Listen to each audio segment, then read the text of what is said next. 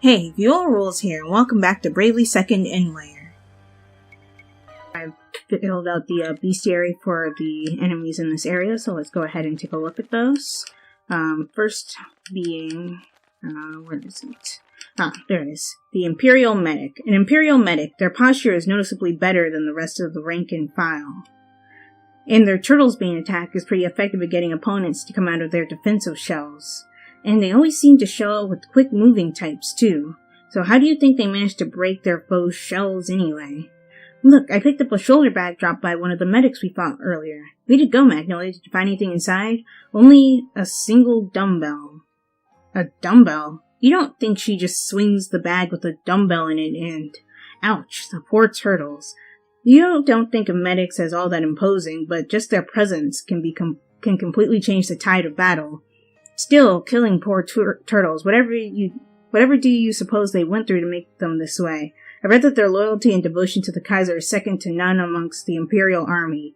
Whatever the reason, they obey his every order to the letter. And many choose death over being captured. I suppose that sort of loyalty is admirable, but I can't help but almost pity them. Where your sentiment is admirable, I would advise you do not let such feelings impede you on the field of battle, regardless of who they may have once been. In the here and now, I can assure you they will pursue you with relentless fury. Yeah, their Turtle's Bane attack, which lowers your physical defense and magic defense, is very annoying. So in battle, I would recommend taking them out first, but if there are snipers, I would recommend taking them out first. Imperial Katana. Is it just me, or does facing off with these katana soldiers really send a chill up your spine? Even their black uniforms look like something you'd wear to a funeral. That almost somber viciousness, it's unnerving indeed. The swiftness and sureness with which they swing their blades, you can really feel their resolve to fight until the death. Their clothes just look like the standard Imperial uniform to me. Still, that payback plus of theirs is an awfully advanced technique. I wonder if Master could teach it to me. Here, I found a page from the diary of an Imperial soldier. By orders of Lady Anna, the Kaiser's personal bodyguards are to stop at nothing to eliminate all who would oppose his great mission, including traitors who have infiltrated our own ranks. Methods such as poisoning and assassination are strongly encouraged. Yikes, I guess even the Kaiser's own men can't rest easy. Wow. But yeah, they have an offensive attack. If you attack them with physical attacks, they counter it with Payback Plus, which I did die to. Not fully, my whole entire party, but I did have to use up a lot of my Phoenix Downs. And we have the Imperial Sniper for the last of the humanoid enemies. An Imperial Sniper, huh? I wonder if the black uniform serves as camouflage. That technique of theirs is a real pain in the neck. Sharpshooter, was it? Yeah, the way they go into hiding and then pop out the next turn to fire at us. I wish they'd just sit still so we can pound them. It looks a lot different from a Valkyrie's jump attack, but the effect is kind of similar, isn't it? Now that you mention it, you may be onto something. I found a page from the records of an Imperial scribe.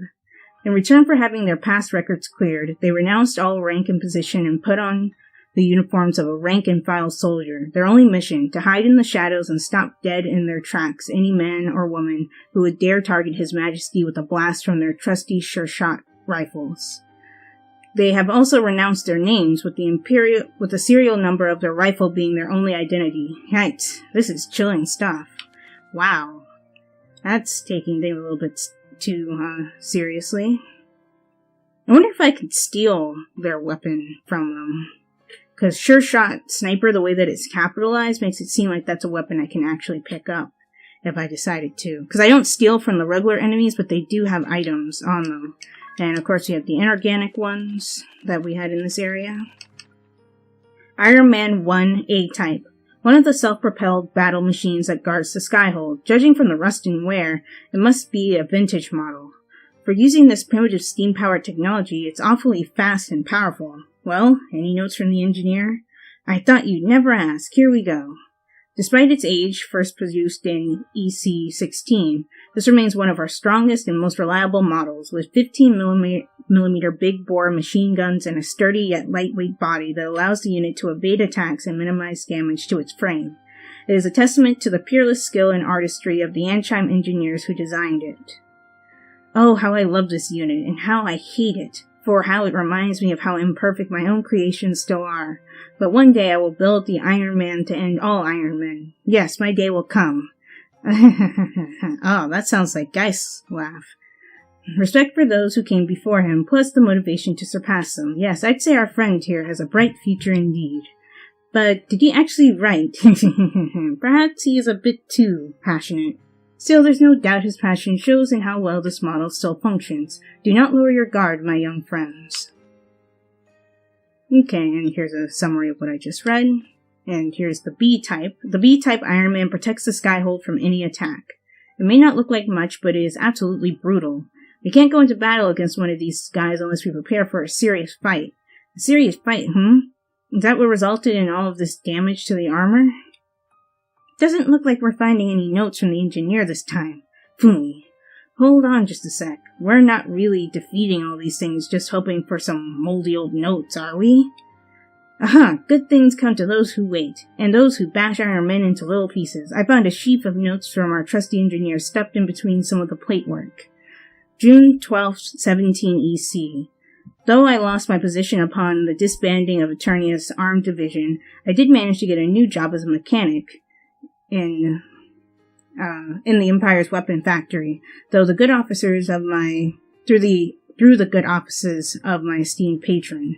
While working for the Duchy, we commissioned these machinists in Anshan to conduct our Model 16s, but then Central Command fell to the Wind Vestal and her party, and during the turmoil that consumed Eternia, 108 of the Model 16s were lost, right along with the ship they were being transported on. So imagine my surprise at being reunited with them a year later at the maintenance dock here in the Glanz Empire.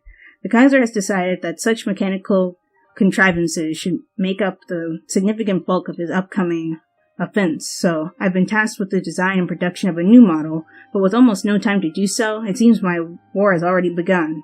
This engineer fellow, he was from Eternia? But he'd been working for the Empire, making them weapons, ever since we took on Eternia.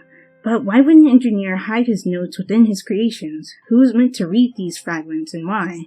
Well, us, I guess. And here's a summary of what I just read.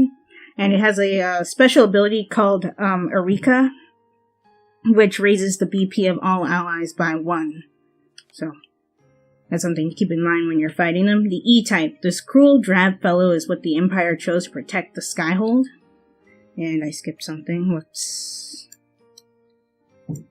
Its Shining Rain attack lets loose 4 rounds of Shining upon random targets. The magic stone that provides its power makes this one a real pain to deal with. Look what I found amidst the wreckage. Our engineer's notes. And would you believe it? It looks like this is going to be our last set ever.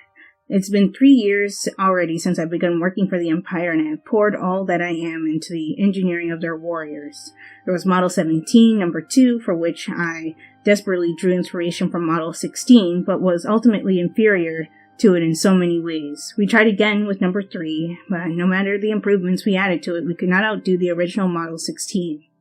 The number 4 Model 18 was where we returned to the Model 16 and looked at it anew, allowing us to create its true evolution. Still, the power of the Model 17 did allow us to develop the Super Dreadnought Bail, and the details from Model 16 through Model 18 all played a great role in engineering the Vukhovkatsky, of course. I know I read that wrong, but you remember that boss fight, right? The one that could transform into a bird and a person. But now that I'm here working on Model 16 again, after all I've done, I can finally see and appreciate the great workmanship and skill of the original artisans in Ansheim. And so I've decided that it is time I moved on to my next stage. I will set off on a journey to seek the true arts of the engineer. Well, good for him. Perhaps someday we'll get a chance to hear from him again. Interesting. So, as you can see, we have all of the Iron Man types, well, except for a couple. I don't have the E-type from number 3. And I think I'm missing, actually no, that's the only one I'm missing from the Iron Man collection. For some reason I didn't encounter this one when I encountered the others, but maybe I just didn't look hard enough. Oh well, maybe I'll find it eventually. But for now, let's continue. We're almost to the end of our journey, aren't we? Seems like it. Yeah, all that remains is to stop the Kaiser. If you've got something that still needs doing, now's the time. Indeed. Regrets are like rutabagas. Far better overcooked than left untouched in the pantry. Thanks for that. Whoa, Altire's back. And making as much sense as ever. He really does love his food products, doesn't he? Vegetables in I particular. remember you said something similar before, about leaving things undone in this world. Ah, that. I was speaking of a personal matter. Oh, Of a woman I loved. A woman I still love. right, Vega, right? I speak of Vega. My light. My life. My everything. You miss her. With all my heart. But she is lost to me. Forever. Oh, so sad. I hail from a different world than you. A place you know as the Celestial Realm. Celestial Realm. Vega was from the Celestial Realm too. It was there that we met, fell in love, and were married. But this was so many years ago, and the joy was all too brief. The Celestial Realm was beset by a calamity that threatened to wipe out all life as we knew it. And so it was that we boarded a ship and fled for safety. Our destination was a lush, verdant planet known as Luxendark. So Vega came here with you? No. There was an unfortunate mishap, and she did not make it on board in time. Oh. By the time I realized she was not with us, it was too late. I had no choice but to continue the journey with my fellow voyagers. I would give anything to see her again, even for a fraction of a nanosecond. Though my body is long gone, and only my soul remains, her memory still haunts me. I'm so sorry. But forgive me. I should not burden you with such things as your final battle draws nigh.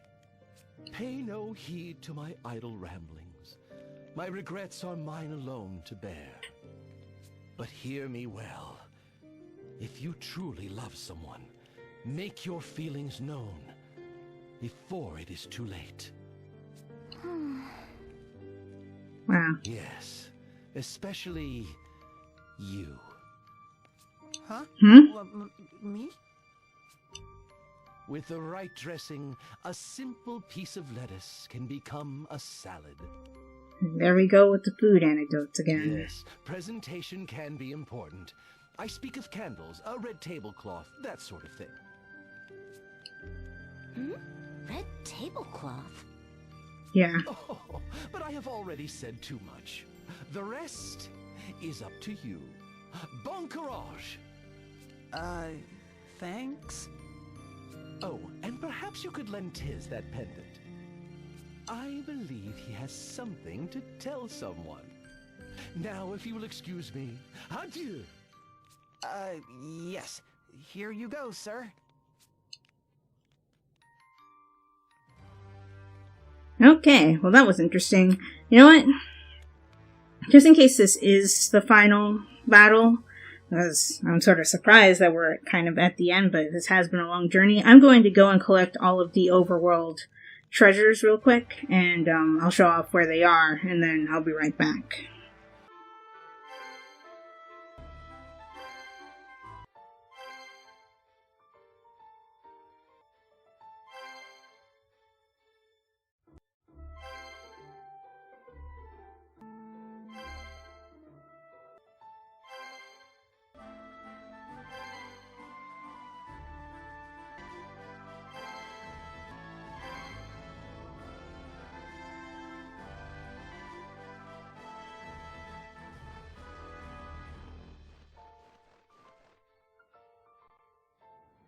Oh, I initiated a cutscene by accident. It's one of these guys in it. I hate this job. Oh, well, I feel bad for you, I guess. So what exactly are you doing? It'll be great, they say. You'll get plenty of fresh air, they say. And here I am, freezing my tail feathers off again. Again? You mean you've done this before, or... Oh, good. I was sick of red... Well met, brave souls. You bear the qualifications. Oh, so he's one of the summon people. Okay. I am the Anchorite of Light. Mouthpiece of Amaterasu. Oh, this is the Amaterasu summon. Okay, cool. This is the one that Mephilia was trying to find. Have you the confidence to withstand the heavenly light? Yes? No? Maybe? I think so. Let's go for it. I mean, I'm at a high enough level, I should be able to withstand the summon, I would think. Hopefully, anyway. Because I'm not exactly sure what this one is, because it has a special cutscene, so maybe it works differently. I guess.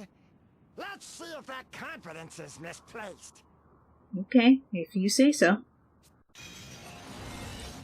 Okay, so this is the Anchorite of Light, who has the summon Amaterasu. So let me go ahead and examine him. Everybody else default. Oh, I need to turn down the speed, but he's weak against dark, and he's a demon type. Okay, so he has Comment as one of his moves. And it looks like he also has Stop as well. And he also has Amaterasu. These are the 3 moves that he uses during this fight. And Amaterasu, the reason why you have to fight the Anchorite, just like with Charbitis, it's not an attack move. As you saw, there was a heart symbol next to it. That means it heals. So let's see how much it heals for. And again, I don't know why the summons use modern day settings, but they do. Oh, wow. That was actually a pretty big heal. Okay, but just like before, defeat the Anchorite and you get the summon. It took a while because he kept healing with Amaterasu, but now we can summon it.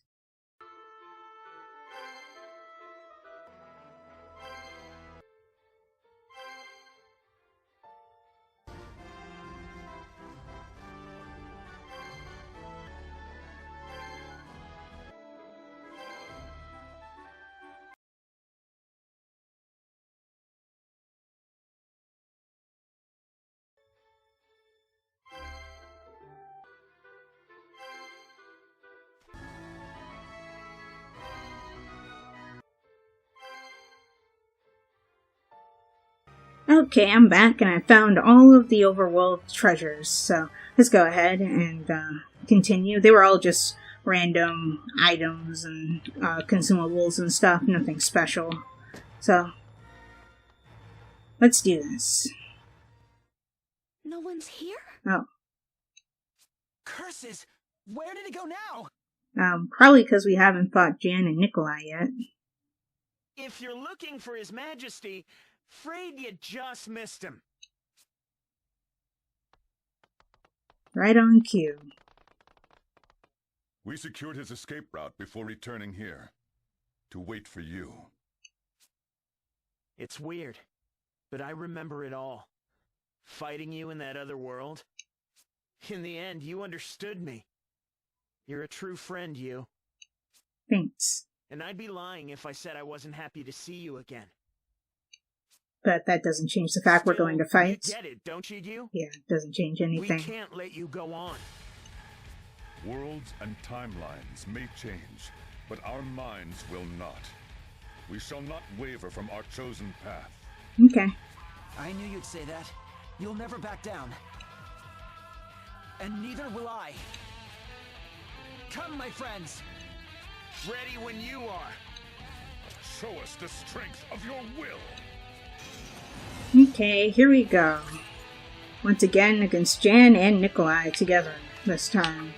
Not that it'll make a difference, but I don't have to scan them. I wonder if I can put them to sleep with Catnap. So let's go ahead and do that. Let's, I guess just have you do any spell, doesn't really matter. Let's have you, well, you can't use your soul techniques yet, but, you know what, I wonder, can we possess Nikolai? Because that would be nice. Oh, and something you can do is you can equip, the Thief's Knife and steal whatever items they have.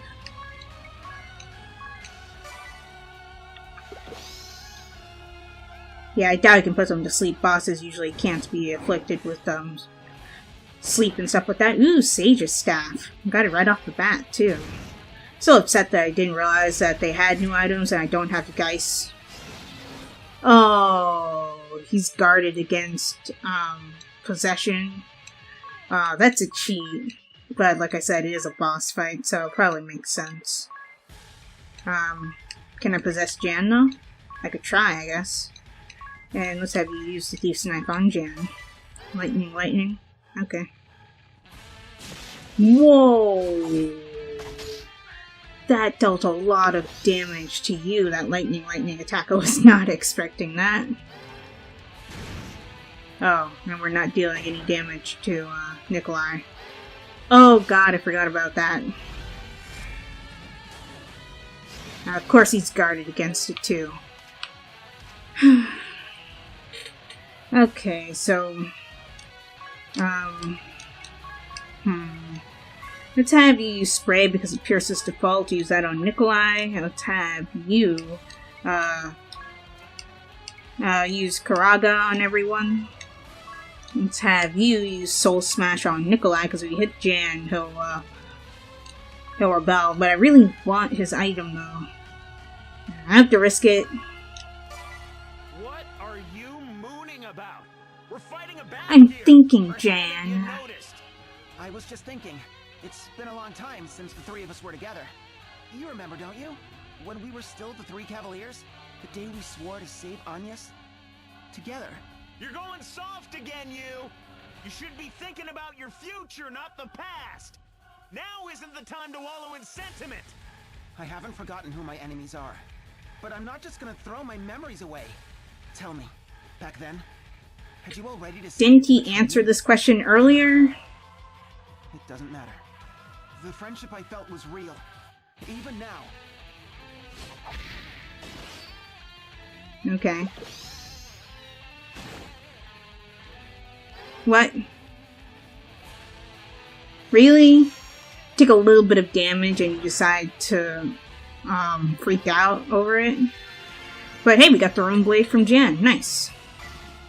I always believed in our friendship.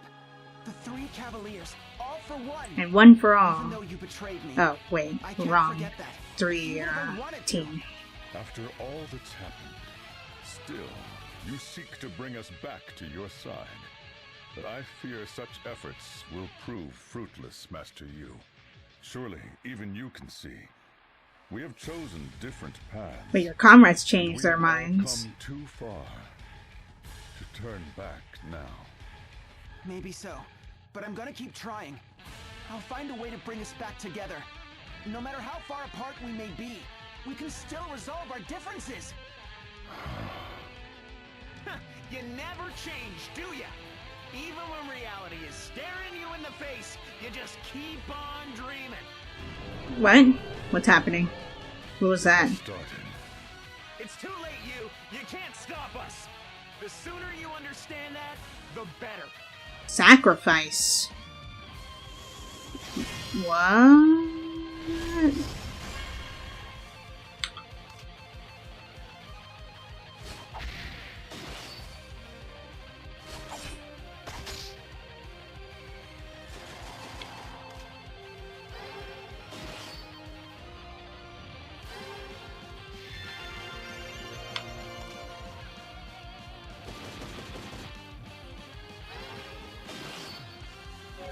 Okay, I was not expecting that. Not that it matters.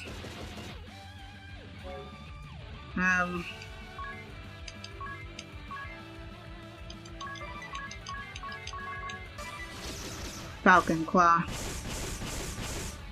Okay. We're good. Whew. That was a nerve-wracking fight. I am level 71, and these battles are still giving me a tough time.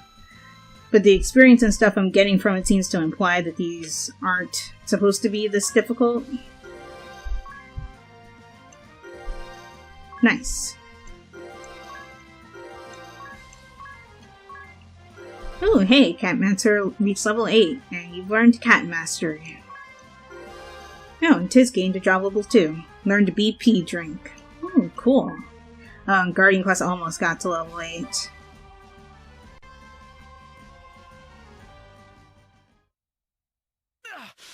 Is that it for us? I knew he had grown strong, but... Well, what are you waiting for, you? Finish the deed.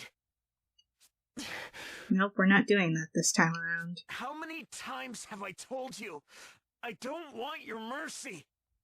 Don't you get it, you? Only death can stop us. That's not true. Aye.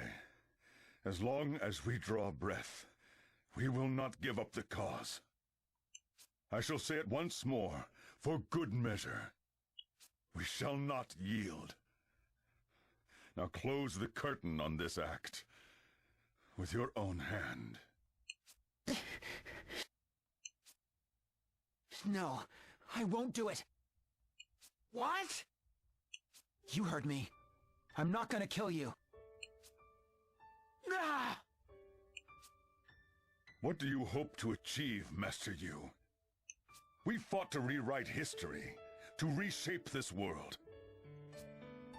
Sparing us now will not make us abandon our dream. I know, but don't you see?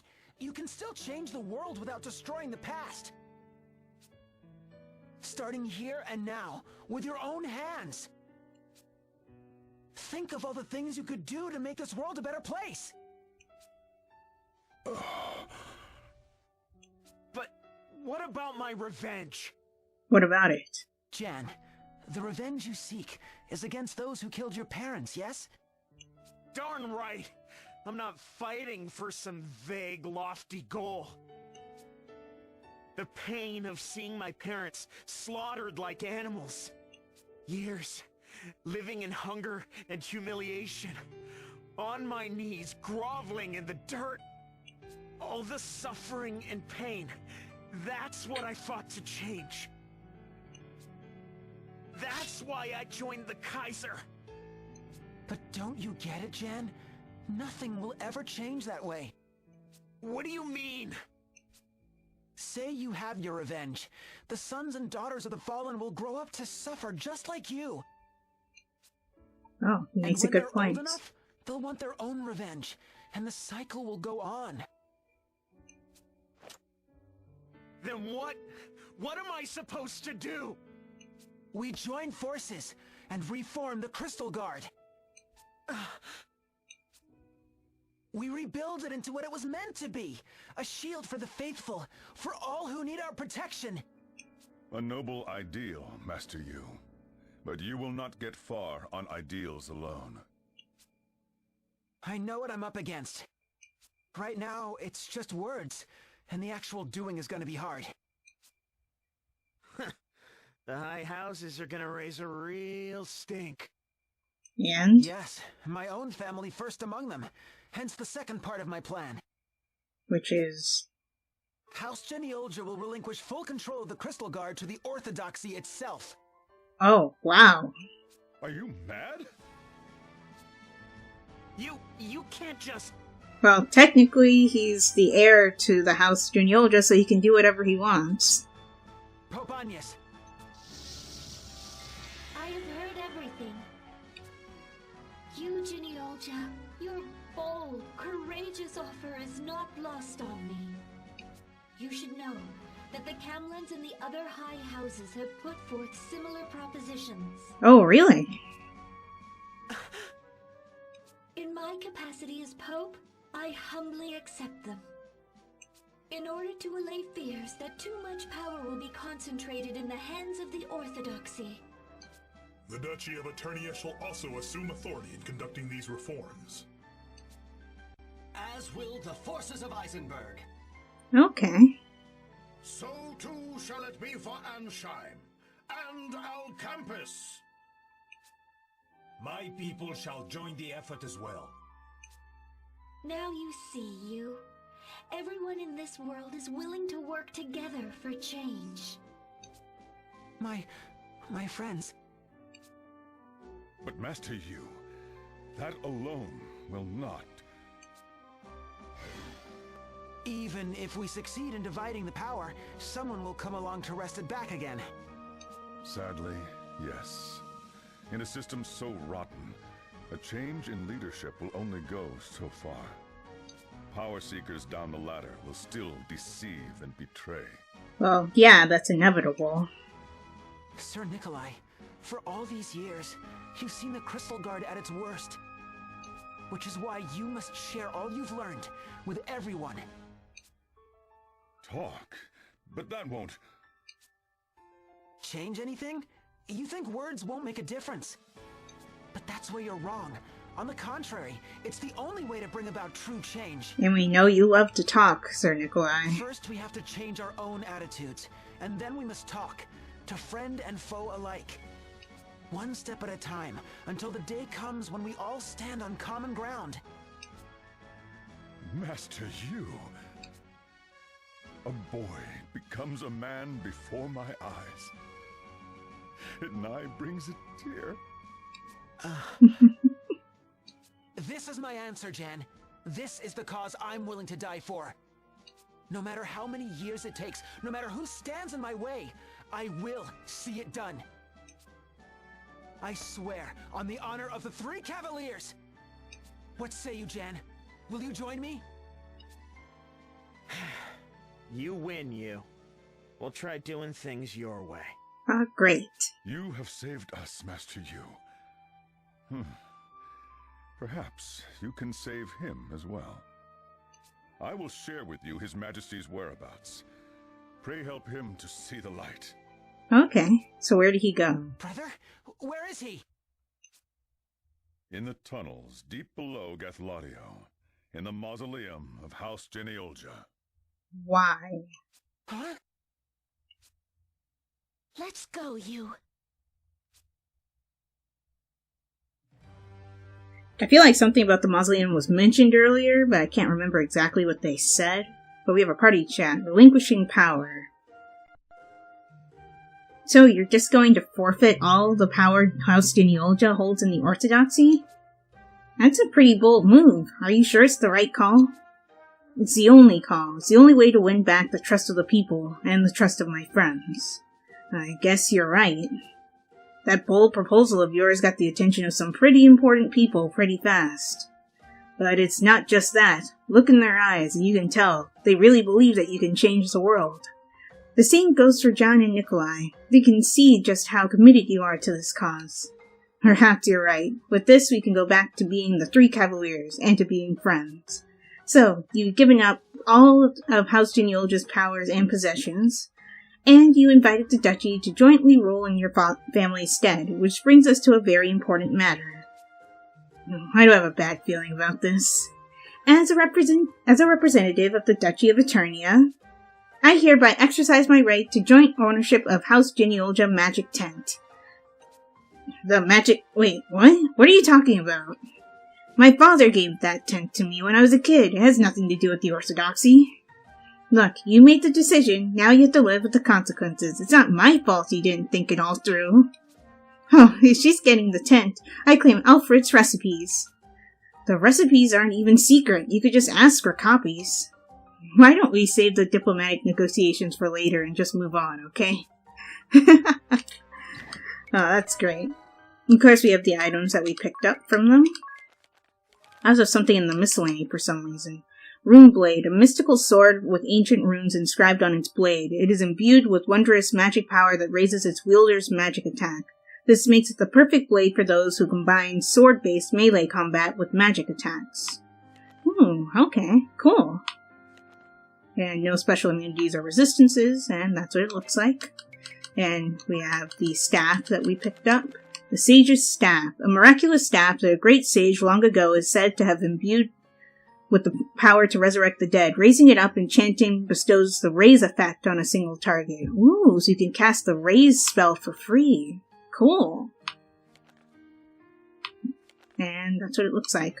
Oh, right, I have the thing in the miscellany because I picked up a new summon. That's right. Which summons... which ones am I missing? I have These ones I have...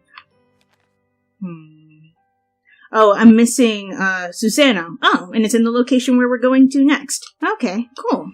Great. So I'll get the last summon there, and then I'll show off Ophelia's memos, which describes each summon. But we'll do that in the next episode. If you guys enjoyed this one, give this video a like. Also be sure to like my Facebook page and follow me on Twitter, as well as support my Patreon, and check out my reaction channel. All those links will be in the description below.